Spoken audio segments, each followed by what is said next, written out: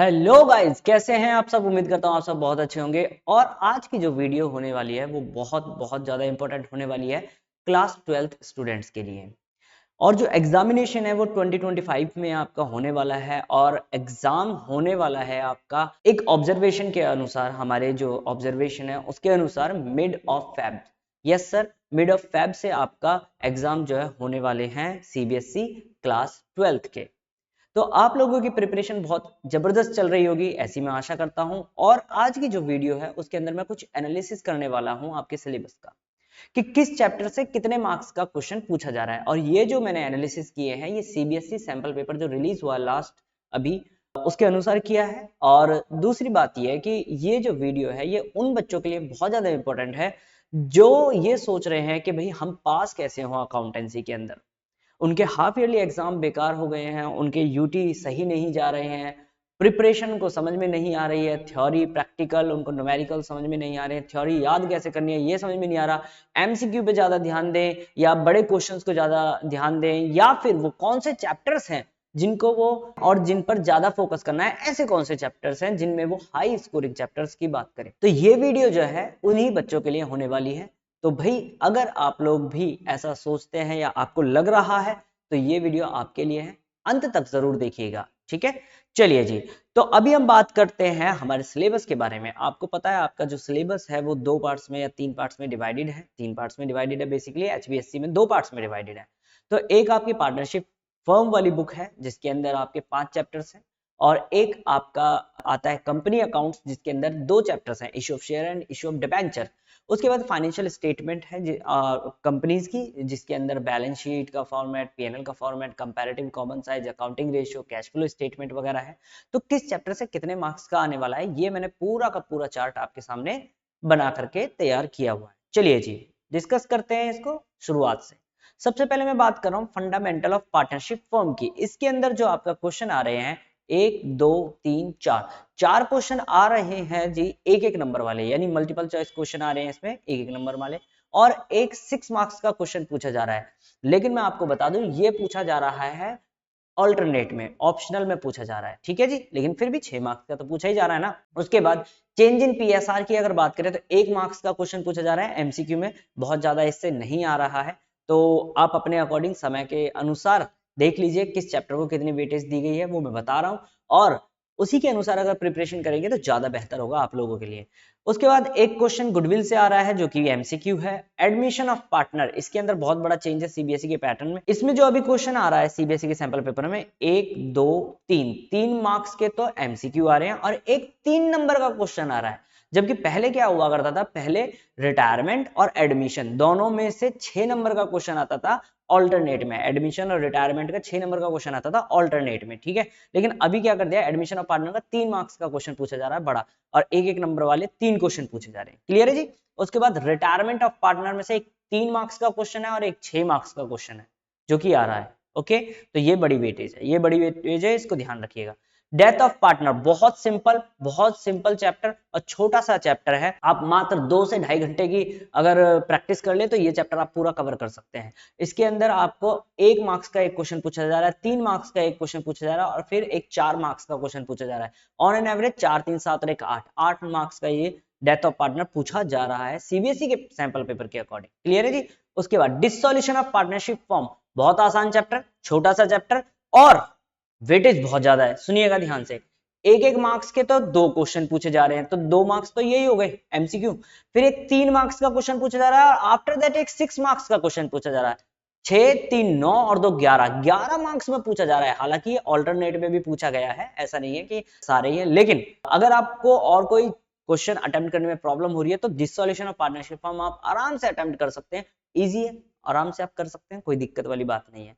उसके बाद जी ये हमारे पार्टनरशिप फर्म का कंप्लीट हो जाता है यहां तक। उसके बाद आता है issue of share, most important chapter of the entire syllabus in class 12th। सबसे ज्यादा वेटेज, हाई स्कोरिंग चैप्टर अगर मैं कहूं तो इशू ऑफ शेयर है। क्लियर है जी।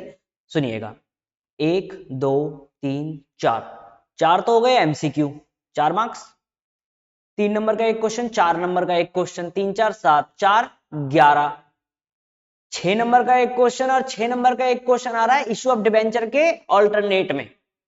तो कुल मिला के कितने मार्क्स हो गए? 6 और 6 12, 4 16 और 3 19 और 4 मार्क्स ये हो गए जी 23।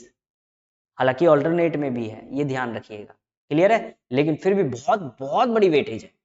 उसके बाद इश्यू ऑफ डिवेंचर से एक और एक दो, यानी 2 नंबर में तो आपके आ रहे हैं एमसीक्यू, 3 मार्क्स का एक क्वेश्चन पूछा जा रहा है, आफ्टर दैट 6 मार्क्स का क्वेश्चन पूछा जा रहा है, जिसके ऑल्टरनेट में इश्यू ऑफ शेयर का क्वेश्चन पूछा जा रहा है 6 मार्क्स का।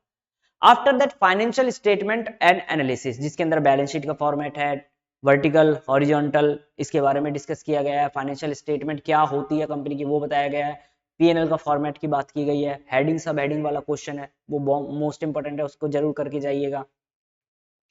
1 मार्क्स में एक क्वेश्चन पूछा जा रहा है एमसीक्यू में, उसके बाद 3 मार्क्स में एक क्वेश्चन पूछा जा रहा है, जो मैं एक्सपेक्ट कर रहा हूँ हेडिंग और सब हेडिंग से ही आने वाला है। आइटम्स होंगे, उसकी हेडिंग और सब हेडिंग छाटनी होगी आपको, क्लियर जी। 4 मार्क्स के ये हो गए। उसके बाद कंपैरेटिव और कॉमन साइज स्टेटमेंट एनालिसिस, जिसके अंदर comparative balance sheet, comparative PNL, common size balance sheet, common size PNL बनाया जाता है, वो 3 मार्क्स में क्वेश्चन पूछा जा रहा है। बहुत बड़ी वेटेज है, पता है क्यों? क्योंकि दोनों ही चैप्टर मात्र 1 घंटे के। अगर आप 1 घंटे की प्रैक्टिस कर लें, लग करके प्रैक्टिस कर लें, आराम से बैठ करके प्रैक्टिस करें, तो 1 घंटे में दोनों चैप्टर आप खत्म कर सकते हैं। बहुत इजी चैप्टर है, बहुत ही ज्यादा इजी चैप्टर है।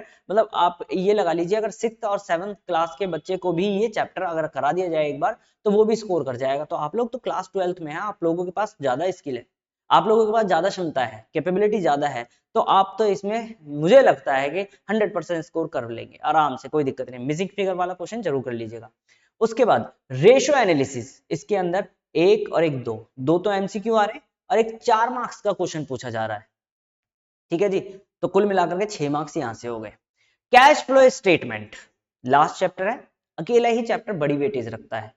1 2 3 तीन मार्क्स तो ये हो गए एमसीक्यू में, और एक 6 मार्क्स का क्वेश्चन पूछा जा रहा है, तो 9 मार्क्स, तो 9 मार्क्स में कैश फ्लो स्टेटमेंट पूछा जा रहा है। ये पूरा एंटायर सिलेबस है कि किस चैप्टर से कितने मार्क्स का क्वेश्चन पूछा जा रहा है, क्लियर है जी। अब हम बात करते हैं, देखो जिनको 100 ऑफ 100 लाने हैं, जिनको फुल मार्क्स लाने हैं, या 95 प्लस लाने हैं, 90 प्लस लाने हैं, भाई देखो उनके लिए तो एक भी मैं चैप्टर ये नहीं बोलूंगा कि छोड़ दो या उस पर कम ध्यान दो, क्योंकि आपको तो फुल मार्क्स लाने हैं, तो एक एक नंबर आपके लिए इंपॉर्टेंट है, तो सारे कर लीजिएगा। और कर भी रहे होंगे तभी आप एक्सपेक्ट कर रहे हैं कि 100 मार्क्स आ जाएंगे, 90 प्लस आ जाएंगे, 95 प्लस आ जाएंगे, तभी आप एक्सपेक्ट कर रहे हैं। और मैं पर्सनली चाहता हूं कि आपके आए, आप स्कोर करें। बट उन बच्चों की अगर बात करी जाए, जो बच्चे अभी हाफ ईयरली जिनका बहुत अच्छा नहीं गया, परफॉर्मेंस ठीक नहीं रही, या फिर उनके यूटीज अच्छे नहीं गए, और उन्हें ऐसा लग रहा है, उन्हें डर लग रहा है कि भाई मैं पास कैसे होऊंगा, मेरे तो जी 60-70 मार्क्स आ जाए मेरे लिए बहुत है, मेरे 60 प्लस भी अगर चले जाएं, 55 प्लस भी चले जाएं, तो मेरे लिए सफिशिएंट है, मुझे कोई दिक्कत नहीं है, क्योंकि मेरे पास अभी टाइम कम है, ठीक है जी। तो उनके लिए क्या स्ट्रेटेजी है ना। अब बात कर लेते हैं उन बच्चों की जो परेशान हैं कि अकाउंट्स में कैसे करके वो पास हो सकते हैं। ऐसे कौन से चैप्टर्स हैं जिनको वो कम समय में करके, अच्छी प्रैक्टिस करके और हाई स्कोरिंग जो चैप्टर्स हैं उन करके, और वो पास हो सकते हैं इजीली, 60 प्लस मार्क्स भी स्कोर कर सकते हैं इवन। तो पहला चैप्टर जो आता है आप सब जानते हैं, इशू ऑफ शेयर। इसको छोड़ने की गलती बिल्कुल मत कीजिएगा। ये अकेला ऐसा चैप्टर है जो डिसाइड करेगा कि आपके एग्जाम जो है अकाउंट्स का वो पास होने वाला है या नहीं होने वाला है, क्लियर है। देखिए इश्यू ऑफ शेयर और इश्यू ऑफ डिबेंचर, अगर ये 2 चैप्टर अगर आप कर लेते हैं, तो ये दोनों ही चैप्टर आपके आ रहे हैं 24 मार्क्स में, सिर्फ 2 चैप्टर। और इसको अगर करने में समय मैं बात करूं तो 25 से 30 दिन मैक्सिमम लगेंगे, 25 से 30 दिन मैक्सिमम। आप इजीली इस दोनों चैप्टर्स को कर सकते हो। और अगर आपने इश्यू ऑफ शेयर कर लिया, तो आपको मैं एक चीज बता देता हूं, 60% ट्रीटमेंट जो है इश्यू ऑफ डिबेंचर में वही है जो शेयर में होता है। एंट्रीज लगभग सेम बननी है, कुछ एक ट्रीटमेंट है जो अलग हो जाएंगे, लेकिन 60% लगभग वही ट्रीटमेंट होना है। तो इश्यू ऑफ शेयर कर लिया तो इश्यू ऑफ डिबेंचर करने में बहुत आसानी होगी। 24 मार्क्स में है दोनों चैप्टर्स, 24 तो आ गई। टोटल कितने चाहिए आपको पास होने के लिए, मतलब आउट ऑफ 80 कितने चाहिए? आउट ऑफ 80 आपको चाहिए 27। 24 मार्क्स तो यहीं से आ गए। उसके बाद एक चैप्टर जो मैं बता रहा हूं, मैं एक ही कंसीडर कर रहा हूं, कंपैरेटिव एंड कॉमन साइज, ये 3 मार्क्स में आना है, और इसको दोनों को ही आप 1 घंटे में कर सकते हैं, सिर्फ 1 घंटे में। 24 और 3 27 पास हो गए।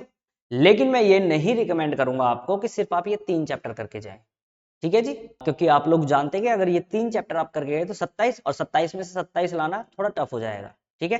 तो मैं ये कहूंगा आपको पहले ये 3 चैप्टर आप अपने स्ट्रॉन्ग कर लीजिए, उसके बाद कैश फ्लो स्टेटमेंट आपको करना है।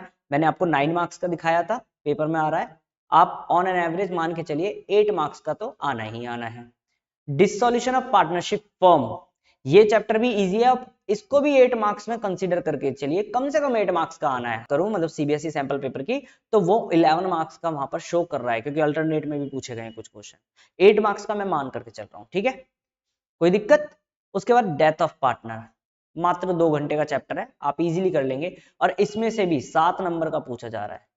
एक बार नंबर काउंट कीजिए कितने हो गए, 24 मार्क्स आपके 2 चैप्टर में ही कवर हो गए थे, 3 मार्क्स आपके एक चैप्टर जो कंपैरेटिव कॉमन साइज है, 27 मार्क्स हो गए। 27 और 8 मार्क्स कम से कम मान लीजिए कैश फ्लो में 35 हो गए, 35 और 8 मार्क्स की ये आ गए आपके डिसोल्यूशन ऑफ पार्टनरशिप फर्म में, और ये हो गए 43 मार्क्स, 43 और प्लस 7 मार्क्स आपके डेथ ऑफ पार्टनर में 50। सिर्फ आपने 5 चैप्टर किए, 50 मार्क्स स्कोर कर लिए, क्या बुराई है। इसके अलावा मैं आपको रिकमेंड करूंगा सैक्रिफाइस और गेन कैलकुलेट करना सीखें, बहुत इजी है, आपने करा भी होगा। न्यू रेशो कैलकुलेट करना सीखें, बहुत इजी है, आराम से कर सकते हैं। इसके अलावा आप गुडविल की वैल्यूएशन, क्योंकि 1 मार्क्स का वहां से भी आता है, गुडविल की वैल्यूएशन करना सीखें। 3 से 4 मार्क्स यहां से आ जाने हैं आपके एमसीक्यू में, 3 से 4 मार्क्स, 54 मार्क्स हो गए। इसके अलावा थोड़ा बहुत आपका थ्योरी का पोर्शन भी आपको आता ही होगा, तो पार्टनरशिप फर्म क्या होती है, कैरेक्टरिस्टिक्स क्या है, पार्टनर्स के राइट्स क्या है, ड्यूटीज क्या है, यहां से करने के बाद, और आपका जो है गुडविल को अफेक्ट कौन कौन सी चीजें करती है, या फिर अगर एक नया पार्टनर आ रहा था वो क्यों आ रहा है, कारण क्या है, ये सारी चीजें आप कर सकते हैं इजिली। तो लगभग लगभग आप जो है 60 प्लस मार्क्स गेन कर सकते हैं इजिली। क्लियर है मेरी बात। तो अगर आपको ये वीडियो पसंद आई है तो वीडियो को लाइक जरूर कर दीजिएगा, और चैनल पर अगर नए हैं तो make sure that do subscribe our YouTube channel first and press the bell icon also, so that you will get the notification of upcoming videos as earlier as possible. Thank you so much for watching this video and keep learning.